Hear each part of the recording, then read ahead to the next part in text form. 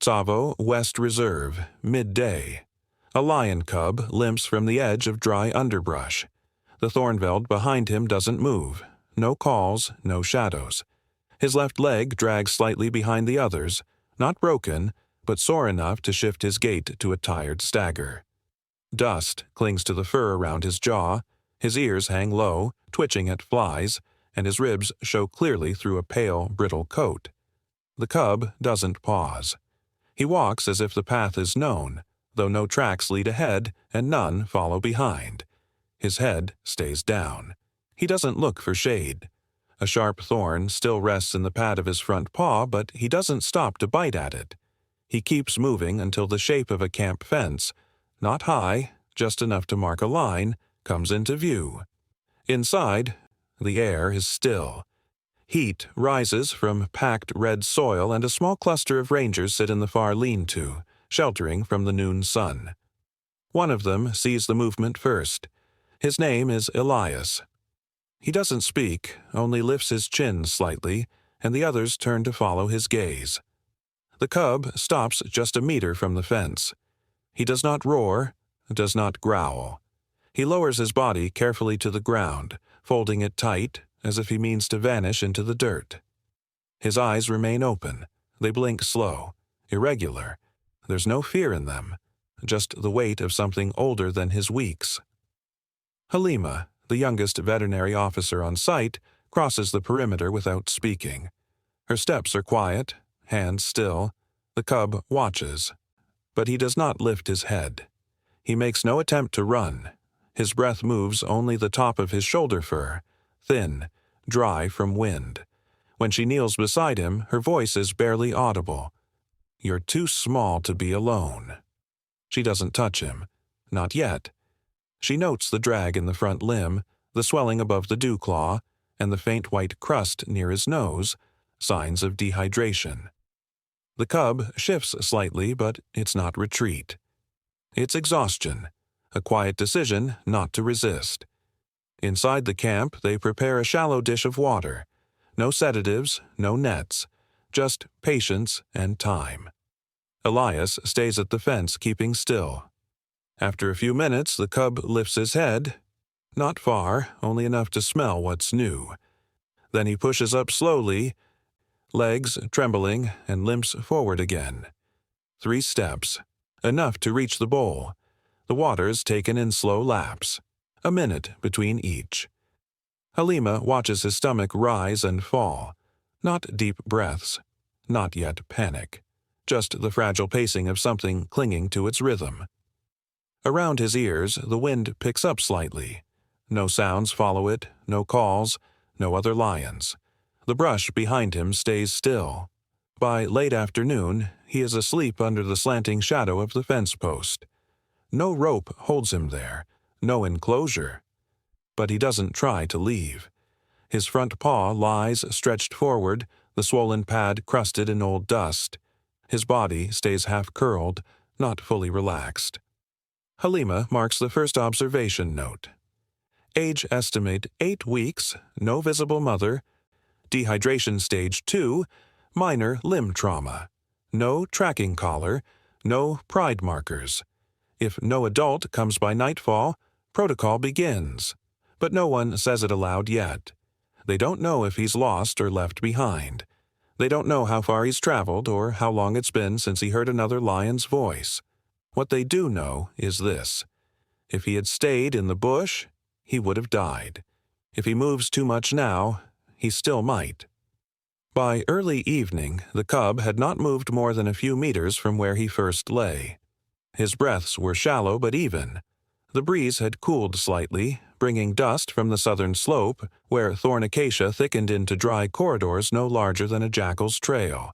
Halima crouched beside him again, this time with gauze and a shallow basin of antiseptic. The thorn was still embedded in his pad, dull at the tip now, wrapped in old dirt. She paused before touching him. There was no growl, no twitch of muscle, only the slightest flinch as the gauze passed over his paw. The wound itself wasn't fresh. It had sealed around the thorn, not from healing, but from time. Halima noted that. At least 2 days, maybe more. Infection had not taken hold, but the surrounding skin was hard, taut with early swelling. She eased the thorn free with slow pressure. The cub tensed, then relaxed. It was not a fight, it was surrender born of nothing left to resist with. 2 rangers circled wide beyond the outer trail, tracing backward through the dust to see if any prints matched his size. They found nothing. No adult marks. No parallel paths. The undergrowth showed no signs of pride movement, no scat, no scent trees disturbed, no drag marks. Only the cub's trail, scattered and weak, weaving like a thread with no beginning. Halima finished flushing the wound. She placed a folded cloth beneath the paw to keep it off the dirt. The cub did not pull away. His body remained folded like a question. When she leaned back on her heels, her voice barely broke the air. "There are no tracks behind him." They waited another hour before offering a mix of diluted milk and water in a shallow steel bowl. This time the cub rose slowly, wobbling at the shoulder, and leaned forward to drink. It was not desperation. It was memory, a response still inside him. Each lap was steady, measured. His belly, still sunken, expanded slightly with each swallow. When he paused, he didn't retreat. He simply lowered his head again and closed his eyes. If he had been abandoned, the pride would not be far. If he had been rejected, there would be signs of struggle. But there was nothing. No sound. No movement in the surrounding hills. And the cub had not once turned to look back. Not toward the trees, not toward the dry ridge where the sun dipped red across the stones. Halima wrote the word unaccompanied in the logbook beside his temporary tag. Not orphaned, not abandoned, not yet. Just alone. Near dusk, as shadows stretched long across the camp, the cub stirred. His eyes opened, not wide, just enough to see the fence where Halima had first found him. His ears twitched. He didn't rise, but his gaze locked there for several long minutes, not on the humans, but on the edge. On the line between bush and camp, wild and safety. His body remained still. Only the tip of his tail moved slightly, brushing dirt in one slow arc. He didn't cry out. He didn't call. But his silence felt like listening. And though the camp settled into quiet and the night cooled around him, he kept facing east, toward something none of them could see. The wind shifted after midnight. A colder current came down from the northern hills, lifting loose dust and bending dry grasses toward the fence line. Inside the field tent, one of the motion cameras blinked green. The system, automated and silent, caught the shape just as it passed behind the outermost cluster of whistling thorn. Large, steady, alone, an adult lioness. No cubs trailed behind, no pride followed.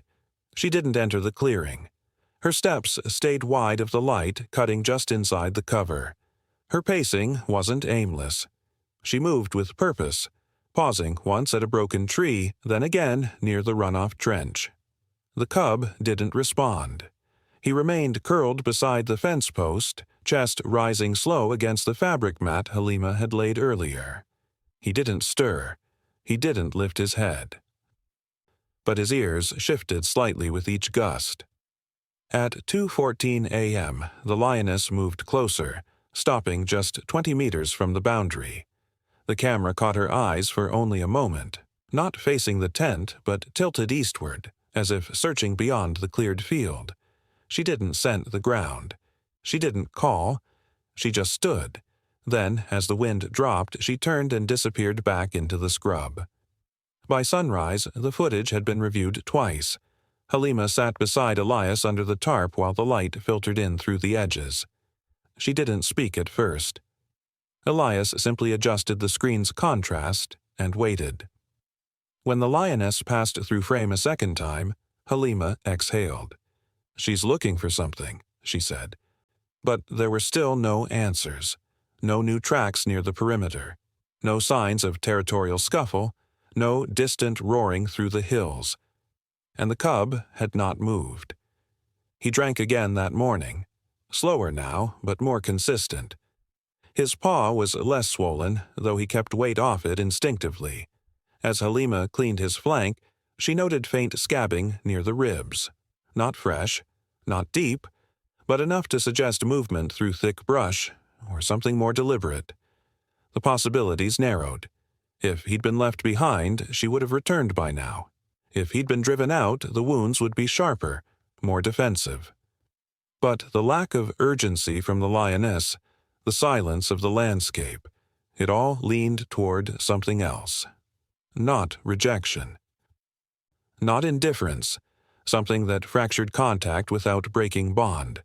They didn't speak of it yet, but a new theory settled unspoken between the team. The cub hadn't been left. He had fled. If that was true, then something had gone wrong. Not recently, at least a day or more before he reached them. Something that scattered him from the pride, from his mother. And if she was searching now, it meant whatever caused the separation might still be nearby. Halima walked the southern boundary again that afternoon. The scrub was undisturbed.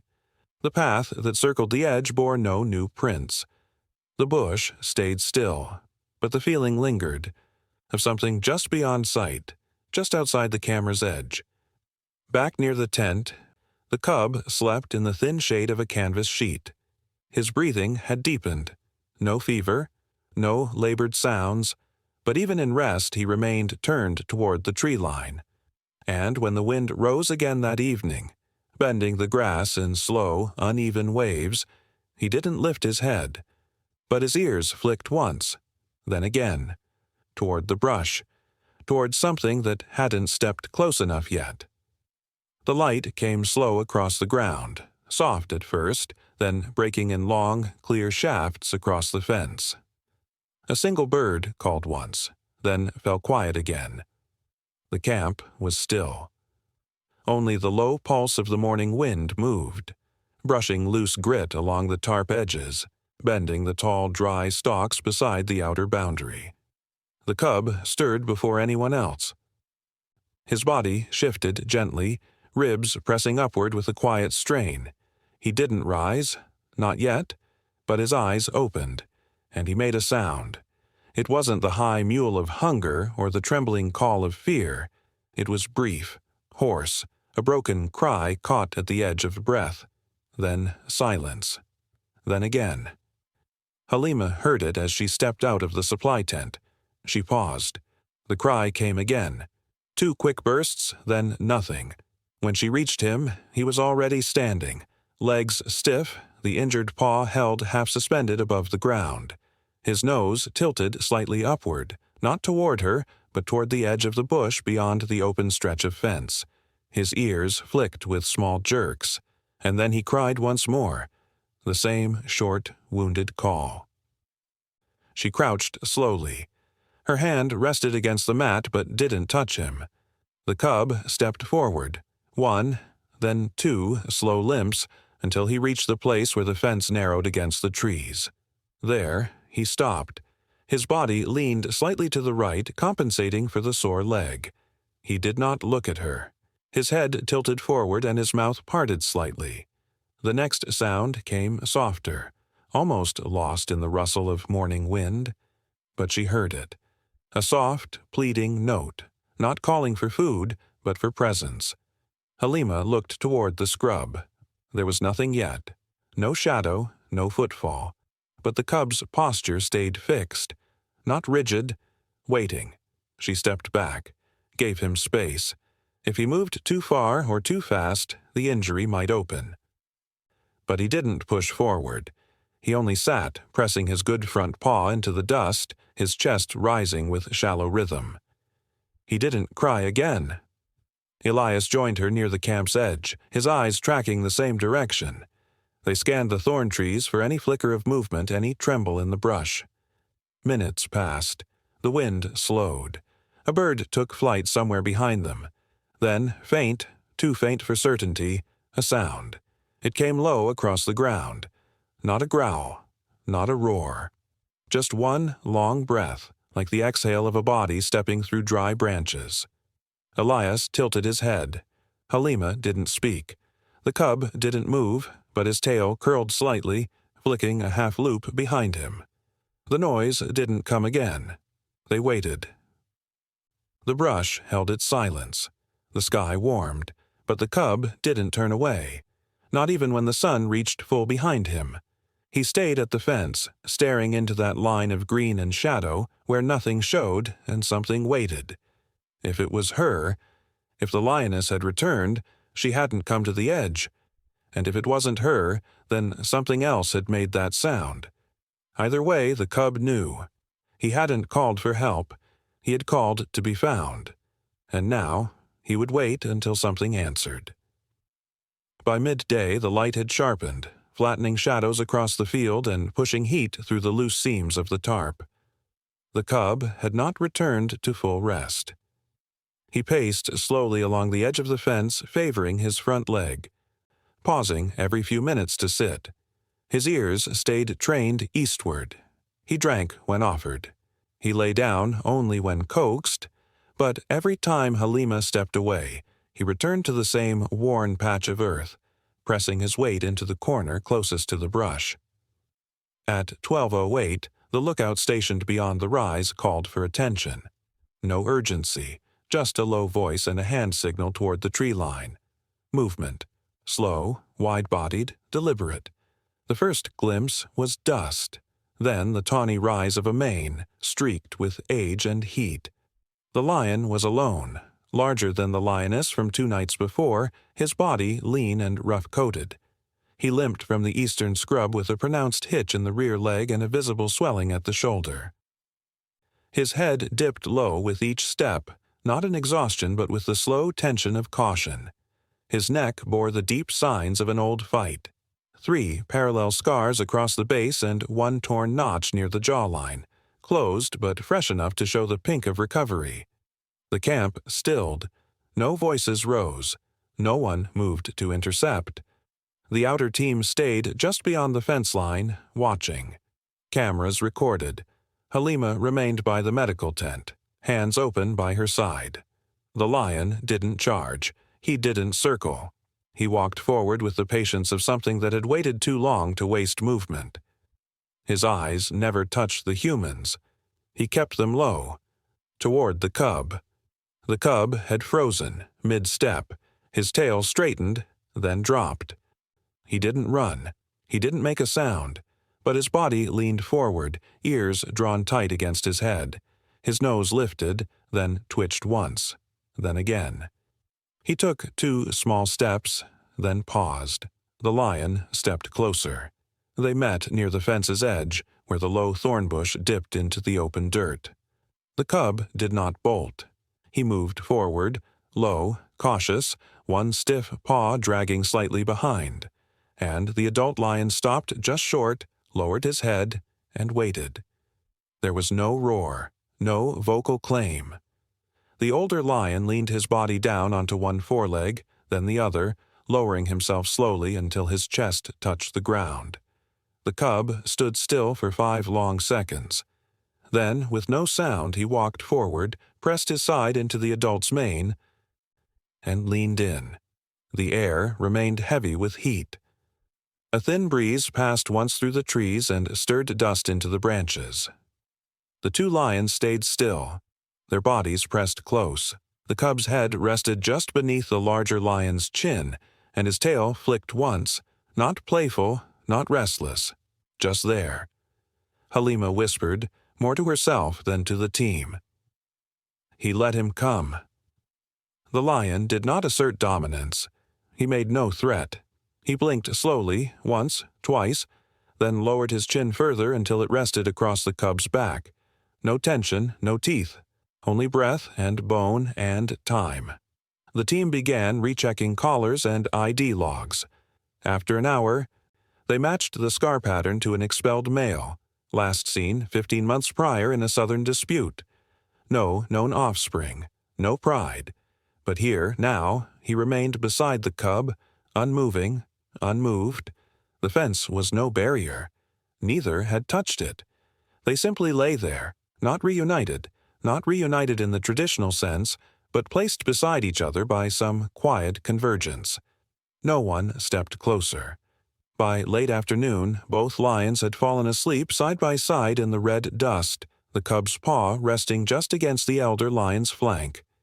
Their breaths rose and fell in uneven rhythm, but together.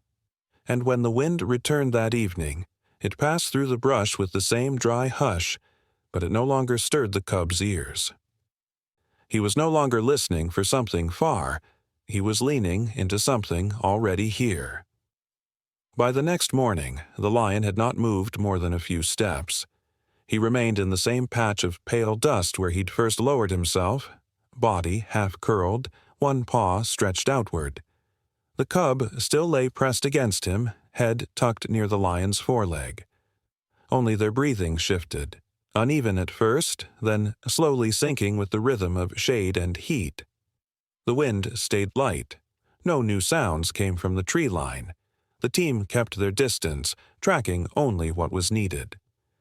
Halima sat behind the edge of the tent wall, logging each change in posture and contact. Every so often the adult lifted his head and scanned the open field. He never looked toward the camp. His gaze always returned east, toward the bush they'd both come from. He did not growl. He did not call. But he stayed alert. Just before noon, they confirmed the ID. The lion had once been part of the Nguvu Pride, a rival group from the Southern Territory. His collar had malfunctioned 6 months earlier, last pinged near the Dry Basin Ridge, more than 30 kilometers from the current site. He had been uncollared since, assumed displaced or dead. Notes from that last sighting marked him as non-dominant male, expelled mid-conflict, no observed offspring. He wasn't the cub's father. Halima read the notes twice. Then she looked back out to the field, where the cub now stood slowly and shook out his limbs, one at a time. His body brushed the lion's chest as he moved. The older lion didn't react. When the cub stumbled slightly on his heeling paw, the lion shifted just enough to steady him with his shoulder. It wasn't possession. It wasn't claim. But it was presence. And in the wild, presence was often all there was. The cub didn't wander. He stayed within a few meters, circling once, then returning to press his side into the larger lion's hip. He let out a low huff, barely audible, and rested again. There were no biological ties between them. No dominance behavior, no displays. The adult didn't mark territory or show teeth. He simply remained, awake but calm, every gesture measured. The team debated whether to intervene, to separate the cub for further observation, to tag the adult while he was still close. But each time someone approached, even slowly, the lion would lift his head and turn it slightly, not with aggression, but with warning. The message was clear. If they tried to remove the cub, they might lose both. Halima stepped forward only once that day, just far enough to lay down another bowl of water near the cub's edge of reach. The lion watched her but didn't move. She crouched and whispered softly, "He's not yours, but you stayed." The cub drank in short bursts, then returned to the lion's side. His legs still trembled when he stood. His flank was thinner than it should be. His recovery was not guaranteed. If separated now, his chances would drop. They had no protocol for this, not bonded, not blood, but still the two remained as one. No calls came from the bush. No other lions crossed the perimeter. The field held its silence, interrupted only by shifting dust and the soft pads of a tail dragging lightly across dry ground. That evening, when the sun lowered behind the hills and cast long light through the acacia, the lion lifted his head once more. He blinked slowly. Then he laid it back down against the cub's back, and neither of them moved again until night. On the third night, the wind returned from the north, cooler, sharper, moving the dry grass in low sways that rippled across the ground like breath.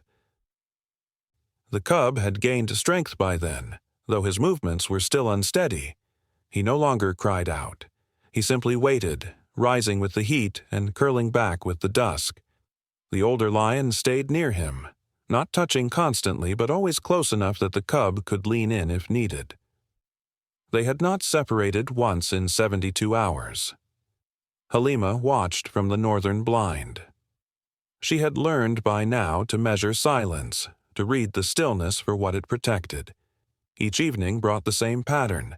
The cub would stand just before the wind changed, stretch his limbs gently, then walk in a slow half-circle toward the outer edge of the field. He never crossed, he never called, he just waited. But tonight, something shifted. At 2:03 a.m., the motion camera nearest the fence caught movement low in the thorns. A lioness emerged, not the same one from the earlier footage, though she carried similar markings along her hindquarters. This one moved slower, with a caution that wasn't fear but something else. Her head stayed level, her tail low. She didn't scent the ground or search the air. She already knew what was here. She didn't call. The cub rose moments before the humans saw her. No noise, no tension. He stood, angled his head east, and walked. His limp was lighter now. The swelling had reduced, but the legs still dragged faintly across loose dust. He didn't hesitate. He made it to the fence without pause, stopping just shy of the outer line where the short dry brush turned to open earth. He didn't cry. He didn't pace. He sat. The lioness didn't move closer. She stood 20 meters from the cub, body still, ears forward, her flank rising with shallow, tight breaths, her eyes locked on the cub's form. And then she lowered herself slightly, chest almost brushing the ground. Not submissive, steady. Inside the camp, no one approached.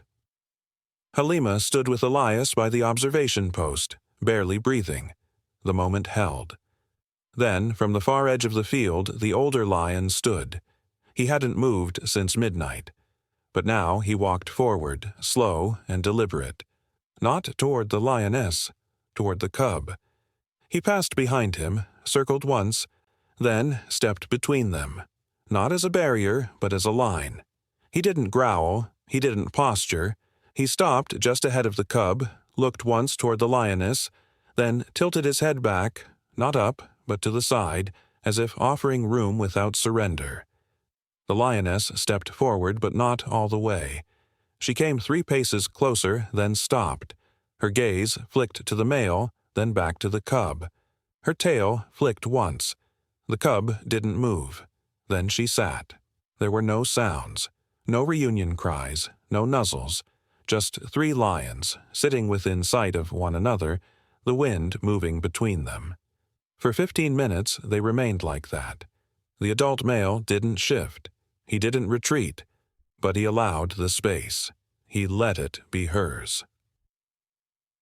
And when the lioness stood again, she didn't turn away. She stepped back into the bush slowly, looking once over her shoulder before vanishing into the thorn. The cub did not follow. He looked after her for a long time. Then he turned back to the older lion, took 2 small steps, and lay down beside him. Their bodies touched again, just lightly, flank to shoulder. The night returned to quiet, and in the distance the wind pulled through the grass once more, long, even, and soft. At first light the wind had settled, soft and low, brushing the dry grasses into a hush that carried no urgency. The ground still held the night's cool. No one in camp moved yet, not out of sleep, but out of quiet. The kind that follows something unfinished, not broken, just unresolved. The cub had risen first. His body was steadier now. The limp remained, but he moved without hesitation. He paced once near the fence, then turned back toward the older lion who was already standing. No sound passed between them. They simply looked at each other. Then, almost without pause, they turned east. The lioness had reappeared just beyond the thorn line, barely visible in the pale gold light. She waited, not hidden, but not calling either. She stood at the edge of the clearing, her body angled slightly away from camp, as if the path forward had already been decided. The cub moved first. He walked past the older lion and crossed the edge of the fence's shadow, where the grass thinned into open earth. He didn't stop. The lion followed behind him, slow even, without posture or tension. Just presence. The lioness did not step forward. She turned when the cub reached her, not fully, but enough to begin walking. And together, the three of them, not a pride, not a family, but something softer, moved eastward. They didn't look back. Halima stood near the observation tent. Elias was beside her, arms still. No orders were given, no cameras were raised. There was nothing left to intervene in. The cub didn't pause for farewell. He followed the lioness, his shoulder brushing the taller male only once as they turned through the brush. The adult lion didn't guide with his body this time. He simply stayed aligned, not leading, not trailing. Just walking with them. There were no vocalizations, no roars, no confusion. The team knew what was at risk. The cub still carried weakness in his leg. The lioness had not groomed or drawn him close. The older male was not blood, but all of them moved with calm, not of safety, but of decision. This wasn't reunion, it was allowance, and in the wild, that was often the most fragile kind of bond. They crossed the rise beyond the clearing in less than 10 minutes, the dust catching in slow spirals behind their feet. Their shapes blurred slightly in the golden light, but no one stepped forward to follow. The fence was never meant to hold them. It had only marked a moment, not a boundary. Halima lowered her hand as the last of the trio passed through the brush. No one said a word. The clearing returned to stillness. The mat where the cub had once slept lay flattened, one soft tuft of fur left in its corner. The water bowl remained near the post. But the camp itself had grown quieter, not in loss, but in knowing. The lions had left without permission, without tags, without tracks, without confirmation, but they had left together. And in the silence that followed, only the grass moved, slow and steady, brushing east in the same direction they'd gone.